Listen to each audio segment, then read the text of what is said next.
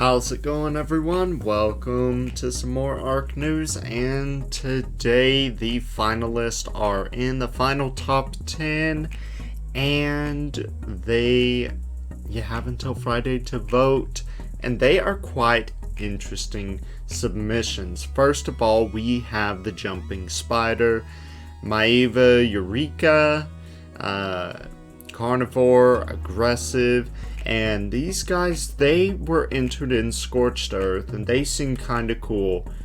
They seem like a much better fit for Aberration, though, because Aberration is where you tend, because Aberration, the whole thing is underground.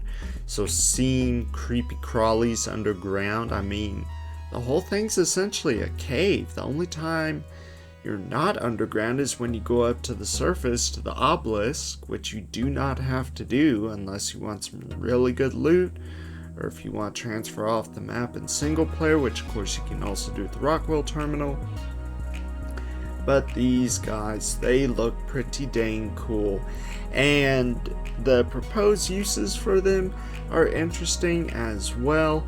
But again, just a reminder that Wildcard does not pick the creature based off of abilities. They pick it based off of art design. They may include some of those abilities. They may scrap some.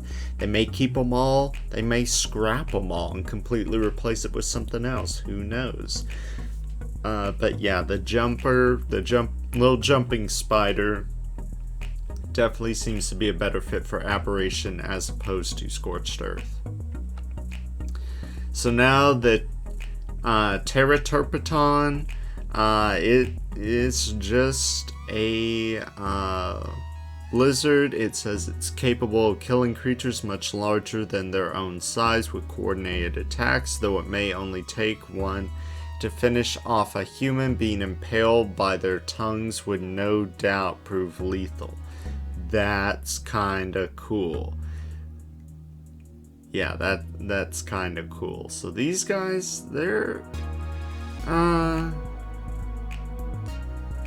they're kinda cool.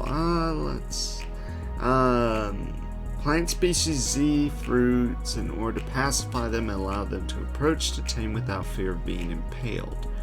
That's pretty interesting. Okay. Make for an excellent companion for hunting and scouting on your own. Should be noted that it has particular efficacy in what could be considered rescue missions. Okay.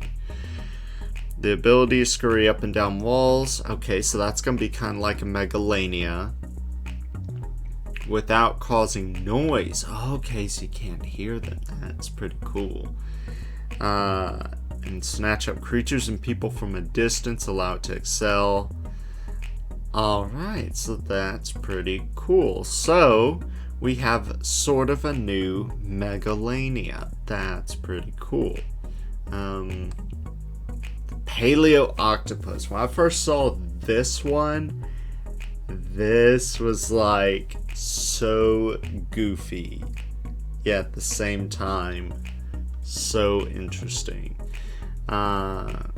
Its talent, once tamed, its talents don't stop it from what is seen in the wild. Aside from its other ink capabilities, they can create an ink projectile to lure creatures to a different spot and make them stuck. This is made for some unique sneak attacks upon other tribes. That's kind of cool. So sort of like an ink effect like the Tuso has. That's kind of cool, except on land. Ink also seems to share properties to that of the pheromones that Reaper Queens use to calm young Reapers. Perhaps it could be used as a substitute. That's interesting. Okay, I mean, if you have a tough enough creature, getting Reaper pheromones isn't all that it's pretty easy. I don't think they would keep that because you also use Reaper pheromones for summoning Rockwell, I believe. I know you definitely use the Alpha Reaper barbs, but Do you use Reaper pheromones? I can't remember. But yeah. So, okay, this is pretty cool. Alright, I like this one. Oh my gosh. Oh my gosh. The bug from Starship Troopers. Oh my gosh. That's what I'm getting vibes from. Despite from its terrifying appearance and behavior, yingi, as vertebrates amount to get from point A to point B when the ability to climb almost any surface and create a zip line like web. It's a versatile companion. It can weave a net from its strong silk, using it to entrap and carry even much larger creatures.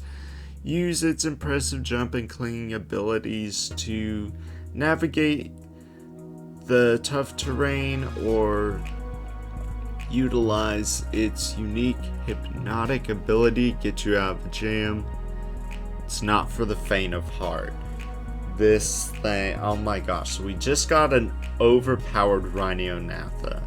This thing seems like it would be really overpowered for Aberration, especially with the ability to hypnotize.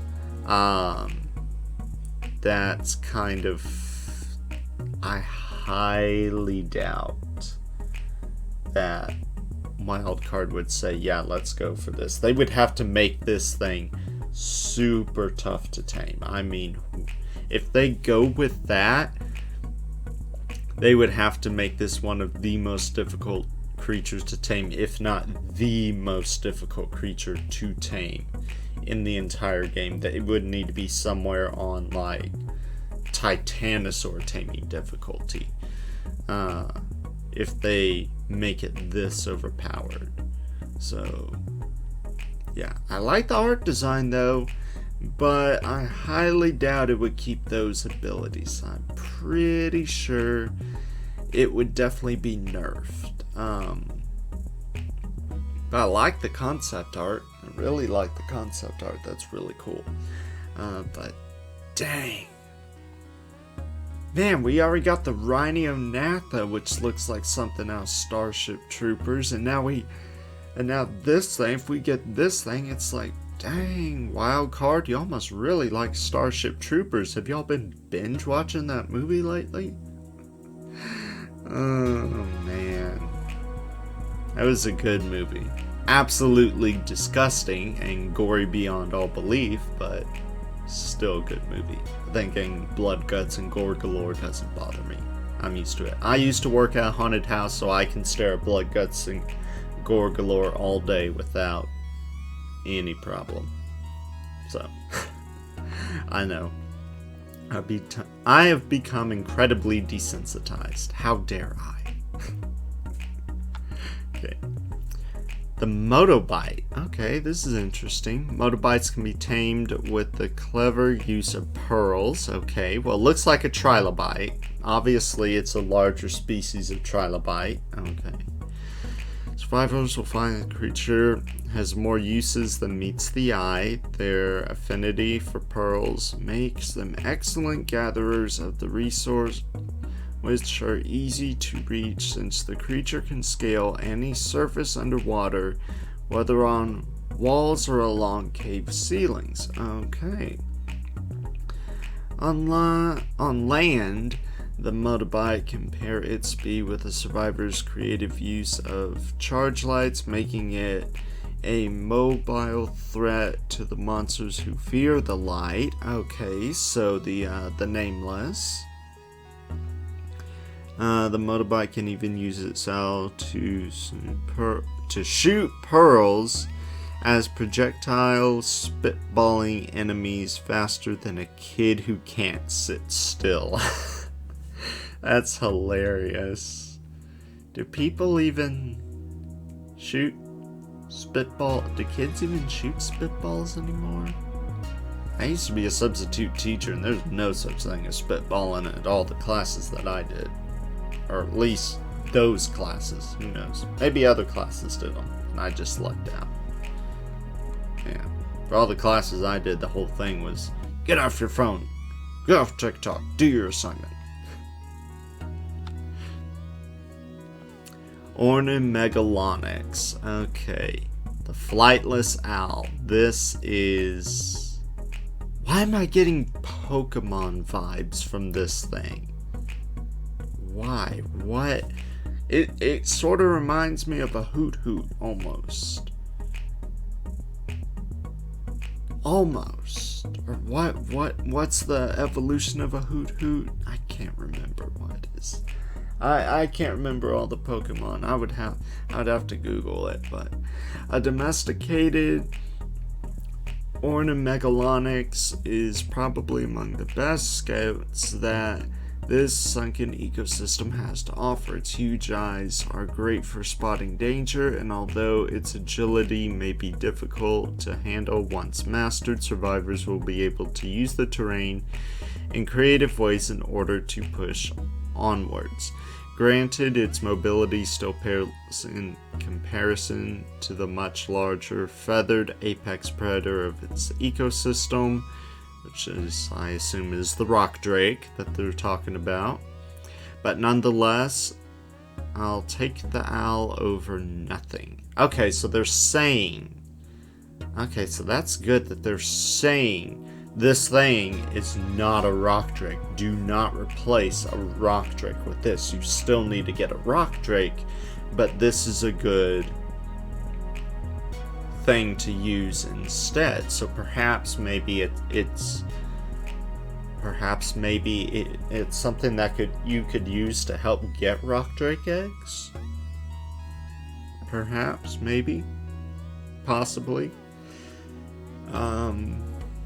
But yeah, that is pretty cool, and the fact that we have more gliders now. I like that we have. I mean, the Rhinognatha, it's a new flyer. It's the last thing for Survival Evolved. Then we got the Koolasuchus for Scorched Earth. Okay, another ambush predator, another thing to find in the high desert, because the high desert didn't have much before. It just had your average insects and your death worms. And then Ragnarok, now you have Gigantoraptor. Now I don't know where they're gonna put Gigantoraptor, but you have Gigantoraptor, and it's set. And if it's going to keep the nanny proposition that was made by the submitter, then maybe perhaps, it'll be a new Maywing, a new version of the Maywing.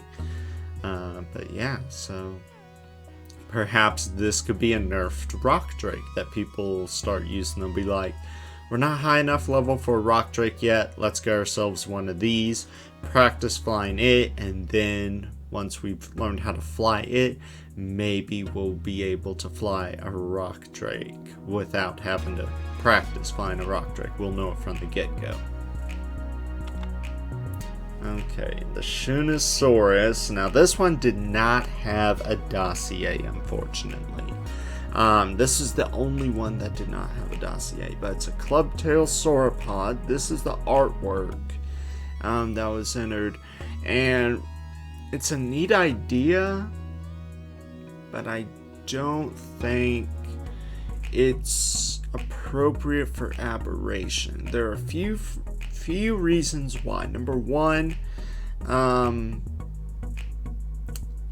transportation wise, Aberration, you have to scale cliffs, 90-degree angle cliffs. You have to glide all over the place.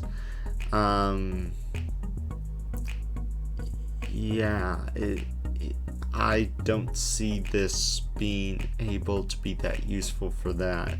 The uses I see, if it were a good resource gatherer, now I could see it being a good resource gatherer, but I don't see it. I honestly do not see this winning. If it does win, obviously congratulations, but I don't see this winning just because it doesn't seem appropriate for Aberration. Now, if it were on the map that I think is most appropriate for this would be Extinction. Have it spawn in the Sunken Forest on Extinction. I could see it being useful down there because Sunken Forest is pretty flat. When you're going up and down places, you always have a nice climb. Yeah, I could see it there, or spawning in the Sanctuary. So I could definitely see this on Extinction. Maybe Genesis 1 or 2. But I can't see it on Aberration. I can't see this being on Aberration. I could see it.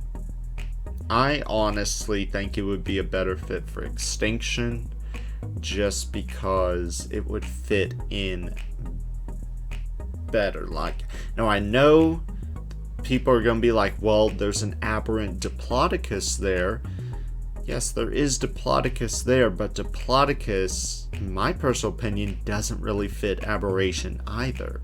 I think it's only there just so you have an easy source of prime meat. So I honestly don't think even Diplodocus should be on there. I don't think Aberration is a map for sauropods. I think it should be on Extinction. If this were a vote for Extinction, it would probably end up being higher on my list, but for Aberration, it's probably going to be a little closer to the bottom. Sorry, Shunosaurus. So, better luck on Extinction. To the person who came up with the Shunosaurus submission, resubmit this for Extinction, because I honestly see this possibly winning on the Extinction vote. I can see it winning Extinction, and I could see it winning Genesis 1. But I don't really see it winning Aberration. But take my word for it, I can totally see this thing winning Extinction. Or Genesis 1. I think this would be a better fit for Extinction than Aberration, so definitely when the Extinction vote comes around, the submitter of Shunosaurus, resubmit it for Extinction. And Chasmosaurus, yeah, a little cousin of the Triceratops, another ceratopsian. Because right now we only have two. We have the Triceratops, and the Pachyrhinosaurus. So now if we got the Chasmosaurus, it says domesticated, usually residing in the bioluminescent forest. Okay, so it would be the bioluminescent area, which is where things are about medium difficult. Now, Aberration, it is one of the toughest maps, in my personal opinion. When you start off an Aberration, the fertile zone, which is supposed to be easy, to me that's medium. Bioluminescent, to me that's hard. Molten element zone, which only a crazy person would build there, insanely difficult. And the surface, double insanely difficult. So getting down to this guy, this would be hard. Chasmosaurus is very good companion to have. They are big enough to ride, can carry a fair amount. Okay, so they're saying they have a decent weight, but not the best, and seem to be immune to the effects of radiation. Okay, that's good. This, as well as their charged light ability, has led to several unhinged lunatics to bring these fellows down to the territory of Reapers. In fruitless efforts to tame one, I strongly advise against this due to the Chasmosaurus' lack of physical strength. Okay, so this dude is not gonna have a bunch of hit points. Okay, what's it gonna make up for? Since Chasmosaurus have short horns, they aren't very good at warding off larger predators. Okay, so they probably won't have very good melee either. To counteract this, they have developed photophores in their frills that they can use to create a large flash of charge light to blind and stun threats. Okay, this comes at a cost, takes a lot of energy to produce large quantity of charged light, and will leave the Chasmosaurus fairly tired with barely enough stamina to allow for a quick getaway. Okay, so it will stun things, but it will almost completely deplete its stamina. Okay, so Chasmosaurus, that's an interesting idea. It sounds like to me the flash and the weight seems to be its best go-tos. I assume the frill's gonna make it, if it gets smacked in the front, it'll take some reduced damage, but if it gets smacked from behind, it'll take more damage. So, not gonna be the toughest, not gonna be the weakest. So yeah, pretty much in between. Okay, so that's Chasmosaurus. Koolasuchus. Okay, now this one a lot of people are talking about, and I honestly, this is not a very aquatic map. I'm surprised I'm seeing so many aquatic creatures on this map. There's one cave that you need to go underwater for. But hey, finding the means to tame one is a challenge. I've heard, however, they've been seen eating fruits of local plants and falling into stupor. Maybe this can be taken advantage of. It seems among the few tribes who manage to tame one of these animals, they employ them as a primary way to travel through the otherwise deadly element river. Oh, so they're immune to the element rivers. That would be interesting. Yeah, that would be interesting, because if you jump in an element river, you're going to die in like 5 seconds. Koolasuchus is also capable of cycling element through its different forms, making it exceptionally useful to any tribe looking for a way to use the excess amount of it in the rivers. It seems they're even able of using liquid, element, and water as high pressure beams. Okay, so something else that's overpowered that I can definitely see if it wins, it's getting nerfed. So yeah, that's pretty cool. I don't see Wildcard giving the green light for that, though. I can definitely see Wildcard saying, no, we're not going to do that. But that's pretty cool. Okay. Yeah. Koolasuchus. Alrighty. And the Yingi. Okay. This thing looks so cool. It looks like a new and improved rock drake to me. Domesticated, while many will choose a rock drake over a yingi for combat, traveling, and utility, those who have trained extensively along these wyvern-like dinosaurs claim they're the ultimate tactician amount, able to outmaneuver most threats while giving even reapers a run for their money in terms of damage. Ooh. So is this thing gonna be tougher than a reaper? Or reaper level tough? That's interesting. Though must master the drawbacks that come with the use of the yingi. There's a plethora of dangers that can easily turn a yi and its rider into kibble. like a pack of Ravagers, a Megalosaurus, or even radiation. So this thing is not immune to radiation. That sucks. It looks really cool. But yeah, I definitely want more creatures that are immune to radiation, because there's just, in my opinion, Aberration does not have as many creatures immune to radiation as it should have. It seems to me that the one that you have some that are immune to radiation, but the only ones that are immune to radiation are the ones you can take into the Rockwell boss fight.